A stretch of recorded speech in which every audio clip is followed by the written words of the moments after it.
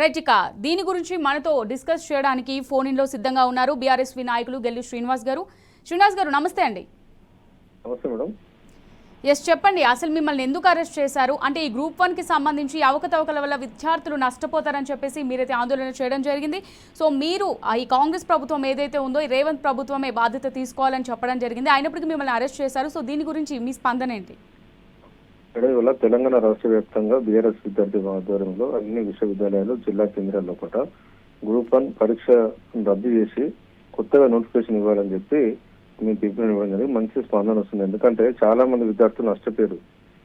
గతంలో కేసీఆర్ గారు 503 పోస్టులకు నోటిఫికేషన్ ఇస్తే ఎన్నికల ముందు కొన్ని రాజకీయ కారణాలతోని అది పేపరు దొరికిందని చెప్పి ప్రభుత్వానికి ముందే సమాచారం వస్తే ఎవరు చెప్పక ముందే ప్రభుత్వమే దాన్ని వాళ్ళ మీద బాధ్యులపైన కేసులు నమోదు చేసి ఆ రోజు గ్రూప్ 1 ఎగ్జామ్ పోస్ట్ పోన్ చేసింది. ఎందుకంటే చదువుకున్న ఏ ఒక్క విద్యార్థి కూడా నష్టపోవద్దనే ఉద్దేశంతో ఆ రోజు ముఖ్యమంత్రి ఉన్న కేసీఆర్ గారు ఆలోచించి దాన్ని గ్రూప్ 1 రద్దు చేయడం జరిగింది.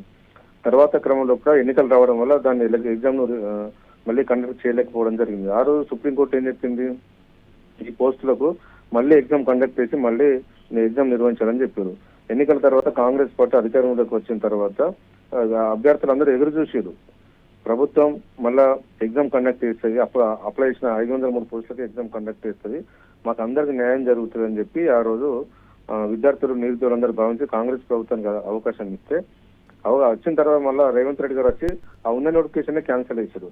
60 పోస్టులు కొత్తగా ఇస్తున్నామని చెప్పి విద్యార్థులందరినీ నమ్మించి అదనంగా ఇంకా 150,000 మంది వాళ్ళ కాంపిటేటివ్ గా వచ్చే పరిస్థితి తీసుకొచ్చింది వాళ్ళ ప్రభుత్వం.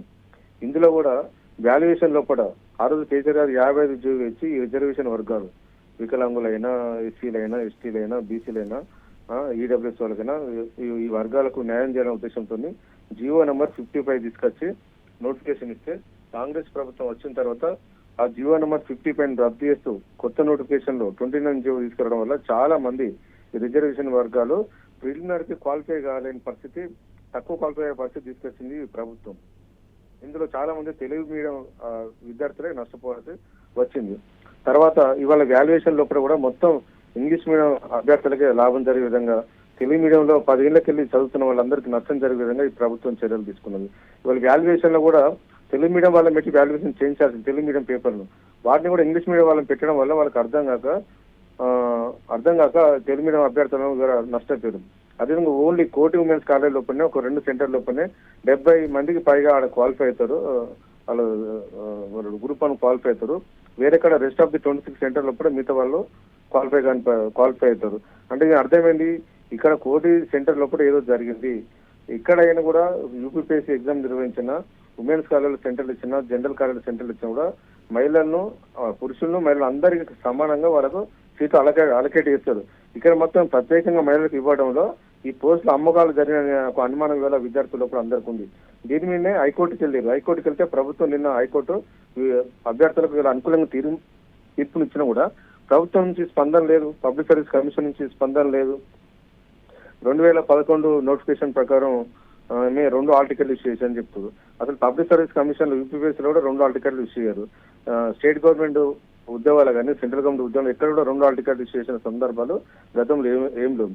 కానీ ఇవాళ హైకోర్టుకు పబ్లిక్ సర్వీస్ కమిషన్ ఏమి ఇచ్చింది, 2011 కూడా 2 హాల్ టికెట్లు ఇష్యూ చేసి కూడా ఆ రోజు ఎగ్జామ్ నిర్వహించారని చెప్తున్నారు. 2 హాల్ టికెట్లు ఇష్యూ చేసిన సందర్భం కూడా ఆ రోజు తెలంగాణ రాష్ట్ర వ్యాప్తంగా విద్యార్థులు చాలా ఆగ్రహం వ్యక్తం చేస్తే ఆ రోజు పబ్లిక్ సర్వీస్ కమిషన్ చైర్మన్ వెంకట్రామరెడ్డికి వ్యతిరేకంగా అనేకమైన పోరాటాలు చేస్తే ఆనాడు ప్రభుత్వం చివరికి తను తప్పించిన తర్వాత నోటిఫికేషన్ రద్దు అయిపోయింది.